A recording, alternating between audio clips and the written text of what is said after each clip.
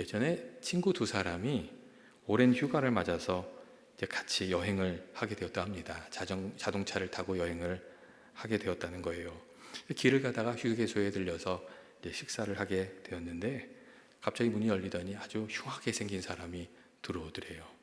이 얼굴도 흉악하게 생겼고 옷도 조폭 같고 오토바이도 타고, 그래가지고 분위기가 안 좋아지니까 야 빨리 먹고 가자. 그랬더니 후닥닥 먹고 나온 거예요. 나왔는데 그 식당에 나오다가 그 친구 하나가 갑자기 차를 안 타고 벽에 붙어 있는 그 원티드를 보는 거예요. 또 뭐 하냐 그랬더니 혹 저 사람이 혹시 여기 얼굴 있는 거 아닌지 모르겠다고 그러면서 한번 쓱 보고 오더래요. 그리고 차를 타고 갔는데 시골인데 차가 갑자기 고장이 난 거예요. 근데 이제 전화기도 잘 안 터지고 그러니까 지나가는 차에 도움을 구해야 되는데 지나가는 차도 별로 없는 거죠. 근데 갑자기 트럭이 한 대 딱 섰는데 거기 내리는 사람이 누구겠어요? 그 험악한 사람이 내리더래요. 그러더니 그 사람이 팔 걷어붙이고 막 도와줘서 차가 잘 고쳐지게 되었어요. 그리고선 그 사람이 씩 웃으면서 손을 흔들고 가는데 마음이 미안하기도 하고, 그리고 그 전까지는 그렇게 흉악하던 얼굴이 그래도 꽤 남자처럼 보이더래요. 남성처럼 보이더라고. 그런 이야기가 있었습니다. 여러분, 무엇이 중요한 것입니까? 오늘날 사람들은 흔히 외모나 입고 다니는 옷이나 외적으로 드러난 것들을 중히 여기면서 살아갑니다. 근데 그렇게 외적으로 드러난 것만 중히 여기며 살아가다 보면 우리가 속 사람을 보지 못하게 되고, 또 하나님께서 우리에게 보내주신 사람을 제대로 알아보지 못해서 또 그를 통해서 주시는 은혜도 누리지 못하게 되는 그런 일들이 일어납니다. 이 겉에만 보다가 실수하는 경우들이 많이 있는 거죠.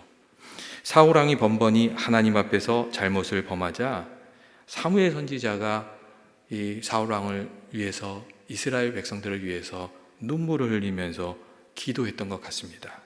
그러니까 하나님께서 사무엘에게 울음을 그치라고 하면서 너 언제까지 그렇게 슬퍼하겠느냐 그렇게 말씀하셨어요.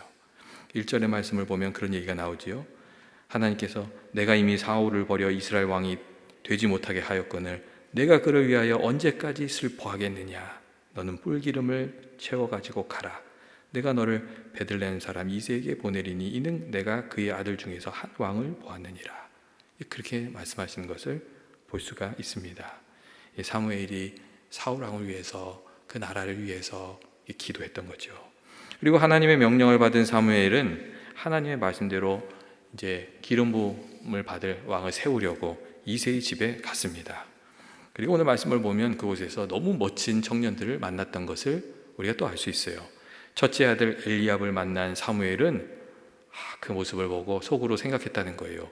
과연 여호와의 기름 부으실 자가 주님 앞에 있도다. 괜찮은데 이런 생각을 한 거예요. 근데 하나님께서 그때 사무엘을 막으셨다고 말합니다. 너무 중요한 얘기를 하셨어요. 용모와 키를 보지 말라. 내가 이를 그를 버렸노라.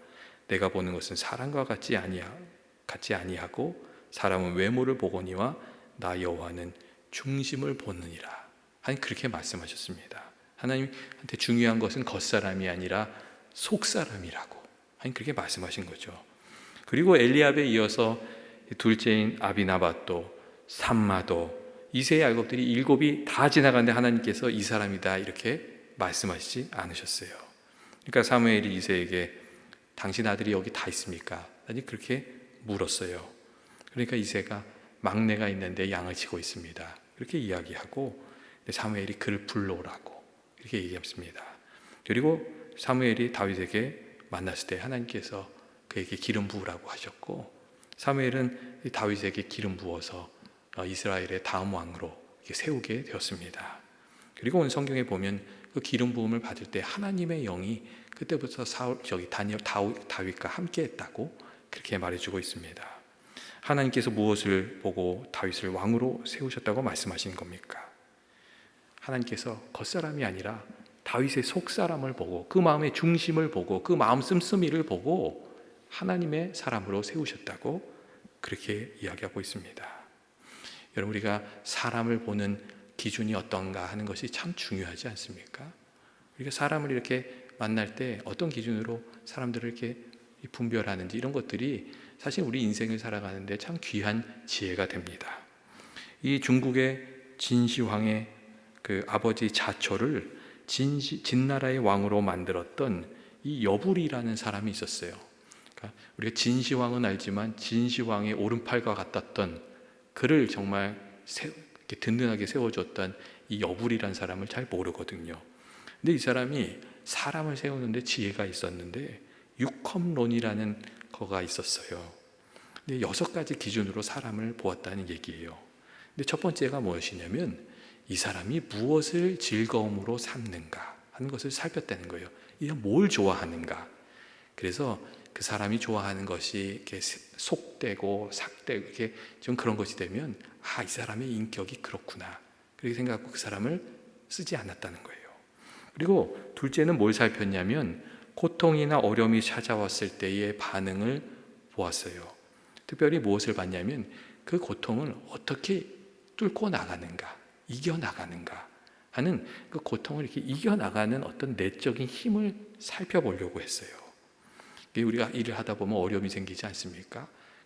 어떤 때 금방 주저하는 사람이 있고 힘을 내서 뚫고 나가는 사람이 있잖아요. 근데 그런 사람들을 들어서 썼다는 거예요. 그리고 세 번째는 뭘 보냐면 다른 사람에게 속거나 이용을 당했을 때 어떻게 하는가 하는 걸 봤대요. 누군가 이렇게 우리가 살다 보면 그런 일을 당하잖아요. 내가 속았다는 것을 알았을 때 또 어떻게 그것을 풀어가는가 하는 것들을 살폈다고 합니다. 그것을 통해서 지혜를 살폈다는 거예요. 그리고 넷째는 분노했을 때 어떻게 행동하는가 하는 것도 살폈다고 합니다. 감정에 휘둘리지 않고 침착하게 상황을 대처하는지, 분노를 어떻게 다스리는지 그것을 보았다고 합니다. 그리고 5번째는 가난하고 궁핍하게 되었을 때 자신의 신념을 지키면서 살아갈 수 있는가 하는 것을 살폈다고 해요. 이 물질 때문에 이리저리 흔들리는 사람이 너무 많으니까 사실 정치계를 보면 다 물질 때문에 넘어지잖아요. 그러니까 물질적인 것을 살폈다는 거죠. 그리고 마지막으로는 부귀와 권력을 얻었을 때 어떻게 행동하는지를 보았다고 합니다. 권력을 남용하거나 타락하지 않고 그것을 바르게 사용하는지, 겸손한 자세를 유지하는지, 여부리가 그런 것들을 보았다고 해요. 그러니까 단순히 능력 평가에 그치지 않고 인격과 품성을 다각적으로 살피면서 사람을 들어서 사용했다고 그렇게 이야기하고 있습니다. 속사람을 보려는 그런 마음이 있었던 것이죠. 여러분, 우리가 이렇게 속사람을 좀 살피면서 살아갈 필요가 있고 우리들의 속사람을 좀 아름답게 만들어가면서 살 필요가 있지 않습니까? 우리들의 이 속사람을 아름답게 만들어갈 필요가 좀 있습니다. 이 사람에게는 3가지 아름다움이 있다고 얘기하잖아요. 첫 번째는 외적인 아름다움이에요. 외모도 사실은 사람이 가지고 있는 아름다움이에요. 그래서 특별히 오늘날에는 미용산업이 엄청 발달하고 있죠. 하지만 우리가 잘 알다시피 외적인 것에만 그쳐서는 안 되는 것도 알 수 있잖아요. 성경에 나오는 사람 중에서 누가 제일 멋있는 사람일까? 그렇게 질문을 드리면 누구 말씀하실래요? 근데 성경에 나왔던 사람 중에 이 사람은 정말 빼어난 사람 얼굴을 가졌다 이렇게 얘기를 들은 사람이 있어요. 누구냐면 압살롬이에요. 먼저 답을 말씀하셔서 좀 김이 샜어요. 그런데 어쨌든 정답을 맞히셨어요. 압살롬은요 진짜 잘생겼어 이렇게 성경에서 평가를 했던 사람이었어요. 근데 문제는 뭐였어요? 그의 인격과 영성이 그 외모를 받쳐주지를 못한 거예요. 사람이 붙었지만 인격과 영성이 받쳐주질 않으니까 하나님이 한 번에 그냥 없어버리시잖아요. 너무 안타까운 사람이었던 것이죠. 그리고 둘째로 사람에게는 여러분 인격의 아름다움이 있습니다. 사람이 다 같은 사람이 아니지 않습니까? 그 인격이 성숙한 사람이 있고 그렇지 못한 사람이 있죠. 예전에 어떤 사람이 생각에 잠겨서 차 오는 걸 못 보고 길을 건넌 거예요. 근데 놀랬으니까 차가 끽 섰겠죠? 그래서는 창문을 쫙 내리고 운전수가 막 욕을 한 거예요. 근데 욕을 얼마나 하든지 그 주변에 있는 사람들이요, 그 잘못한 사람을 보는 것이 아니라 운전자를 보는 거예요. 그리고 그 사람이 동네 사람이잖아요. 누군지를 사람들이 아는 거죠. 그거 보면서 난감한 마음이 들었던 경우가 있어요. 여러분, 인격이 어떠한가 하는 것이 참 중요하지 않습니까? 여러분, 인격이 안 돼서 우리가 잃어버리는 것들이 참 많습니다.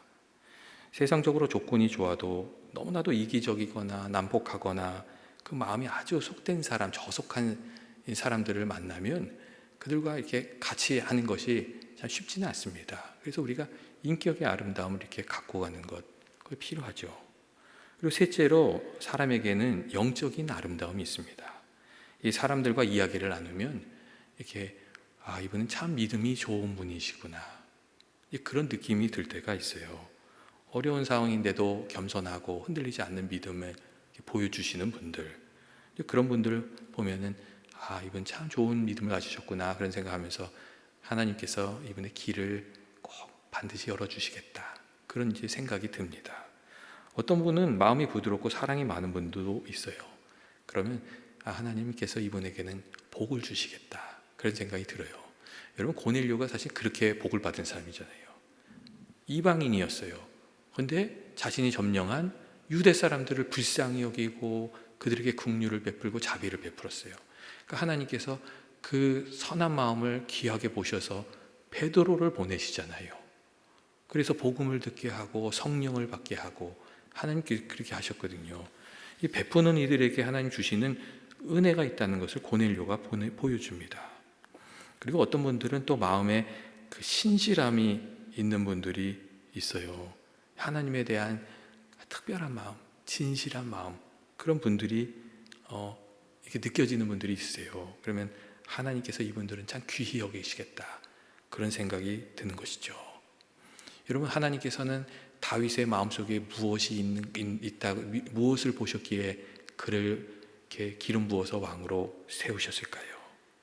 오늘 성경의 말씀에서 알 수 있는 것은 한 가지밖에 없는데, 그것은 그가 귀한 마음을 가지고 있었다는 거예요.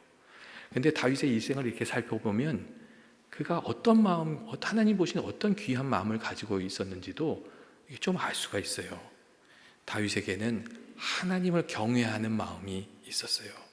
하나님 경외한다는 게 뭐겠어요? 하나님을 중히 여기고 하나님을 좀 두려워하는 마음을 가지고 그 앞에서 겸손한 마음, 하나님을 의지하는 이런 그런 게 이게 경외하는 마음이잖아요. 사실 하나님께서 사울 왕을 버리고 다윗을 선택하신 이유가 다른 게 아니에요. 사울 왕의 마음속에는 하나님 경외하는 마음이 그게 없었어요. 그래서 이 다윗을 뽑으신 거예요. 오늘 말씀도 보면 사무엘 앞에 여러 사람이 지나가잖아요. 하나님이 그 사람들을 뽑지 않으세요. 아마도 하나님 경외하는 마음이 그들에게 없었기 때문일 거예요. 그런데 다윗은 그렇지 않았거든요. 사무엘상 17장 26절 말씀을 보면 다윗이 얼마나 하나님을 중히 여기고 경외했는지 좀 엿볼 수 있습니다. 골리앗이 이스라엘을 모욕하고 하나님을 모욕하거든요. 그러니까 그 얘기를 들은 다윗이 하는 말이 있어요. 이렇게 얘기해요. 다윗이 이 할례받은 블레셋 사람이 누구인가? 살아계시는 하나님의 군대를 모욕하는가? 그런 얘기를 해요. 살아계신 하나님을 모욕하는가? 그런 얘기를 해요. 그리고 골리앗과 싸울 때 또 다윗이 그렇게 얘기하잖아요. 너는 칼과 단창으로 나오지만 나는 만군의 여호와의 이름으로 내게 가노라. 하나님, 이 다윗의 마음속에는 어떤 게 있었냐면요, 살아계신 하나님, 능력이 되신 하나님, 크신 하나님, 그 마음이 거기 안에 있었다는 거예요. 둘째로 다윗은 어떤 사람이냐면 믿음의 사람이었던 거죠. 그 능력을 믿는 사람이었어요. 하나님 살아계심을 믿고 능력을 믿고 그 믿음으로 살아가는 사람, 믿음에 도전을 하면서 사는 사람, 그게 다윗이었습니다. 이 블레셋 장수 골리앗과 싸우러 나갈 때 사울 왕이 다윗을 딱 보고 걱정스러운 얘기를 하잖아요. 그때 그런 얘기를 합니다. 내가 가서 싸울 수 있겠느냐? 이렇게 물어요. 그러면서 너는 소년이고 그는 어려서부터 용사였다, 이렇게 얘기를 해요. 근데 그때 사울 왕에게 다윗이 이런 얘기를 합니다. 여호와께서 나를 사자의 발톱과 곰의 발톱에서 건져내셨은즉 나를 이 블레셋 사람의 손에서도 건져내시리이다. 그렇게 얘기해요. 누구를 믿고 있는 거예요? 하나님을 믿고 있는 거죠. 다윗이 하나님을 믿고 있었다는 거예요. 그리고 그 믿음으로 살아가는 사람이었어요. 그래서 하나님께서 다윗을 사용하신 것이고, 또 그는 믿음의 증거를 이렇게 목도하면서 살았던 그런 사람이 되었습니다. 여러분, 우리가 믿음의 열매를 거두려면 하나님 말씀 믿고 그 믿음대로 살아야 되지 않습니까? 이게 그리고 이 믿음으로 살아야 열매를 거둔다는 것은 하나님이 정하신 세상 이치이기도 해요. 여러분, 씨앗을 심을 때 어떤 마음으로 심는 거예요? 그 씨앗이 심겨져서 싹이 나고 열매를 맺을 것을 믿고 심는 거예요. 그죠? 믿음으로 심는 거예요. 그리고 믿음으로 행동하는 사람들이 그 열매를 거두는 거죠. 이게 사실은 이 세상의 이치이기도 한 거예요. 믿음으로 말하고 행함으로 심는 이들이 거두게 되는 거예요. 여러분, 그렇기 때문에 우리가 기도할 때도 사실 그렇게 기도해야 됩니다. 될 줄로 알고 믿음으로 기도해야 되는 거예요. 그래야지 그 기도 응답도 거두게 되는 것이죠. 이게 될까 말까 하면서 그 보험 들듯이 기도하면 안 된다는 거죠. 우리가 어떤 것을 하든지 믿음으로 해야 된다고 성경은 우리에게 말해줍니다. 다윗은 믿음대로 살고 믿음대로 그 열매를 거두면서 살고 증거를 가지고 살고, 그래서 이제 우리가 제일 좋아하는 시편 23편도 남겼잖아요. 거기 보면은 주님에 대한, 하나님에 대한 아주 깊은 믿음이 거기에 표현되어 있거든요. 나의 인생의 인도자가 되시고 나의 도움이 되시고 나의 방패가 되신 하나님에 대한, 그리고 그 하나님이 너무 귀한 분이시기에 내가 하나님 안에 거하겠다고 고백하는 그 믿음의 고백이 거기에 담겨 있습니다.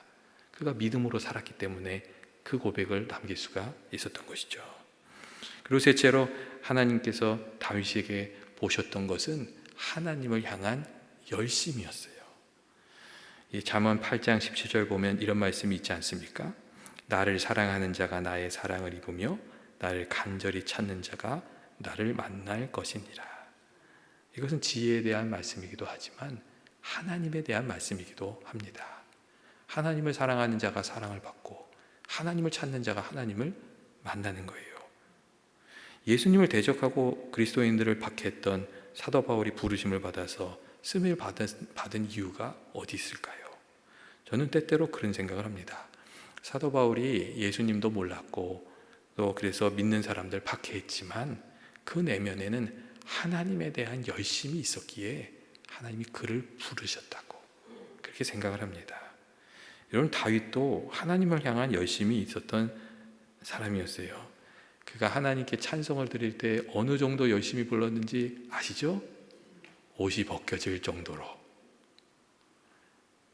그냥 찬송을요 그냥 부른 게 아니에요. 이 양반이 정말 마음을 다해서 뜨겁게 불렀던 거죠.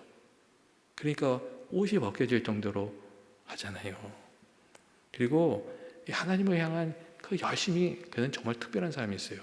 나중에는 하나님을 위해서 성전을 지으려고 하잖아요. 근데 하나님이 야, 너는 안 돼. 그래요. 근데 다윗이 너 안 돼 그러니까 딱 손을 놓는 게 아니에요. 제가 안 됩니까? 그러면 다음 사람이 지을 수 있도록 내가 그 성전 재료라도 준비하겠습니다. 다윗은 그런 마음이 있었어요. 하나님을 향한 귀한 열심이 있었죠. 그래서 솔로몬이 다윗이 준비해 놓은 것을 토대로 해서 성전을 짓잖아요. 여러분, 이 다윗의 마음속에 있었던 귀한 마음을 저는 하나님께서 살피시고 계셨다고 생각합니다. 여러분, 우리들의 마음속에도 하나님을 향한 열심이 좀 있어야 하지 않습니까? 기도할 때도 마음을 다해서 열심히 기도하고, 사랑할 때도 열심히 사랑하고, 순종할 때도 열심히 순종하고, 무엇을 하든지 정성껏 하는 사람들이 그 하나님의 은혜를 받는 줄로 믿습니다. 하는 둥 안 하는 둥 하면은 열매가 없잖아요. 맨날 그 자리거든요. 이 뚫고 나아가는 그런 열정이 좀 있어야 하는 줄로 그렇게 믿습니다.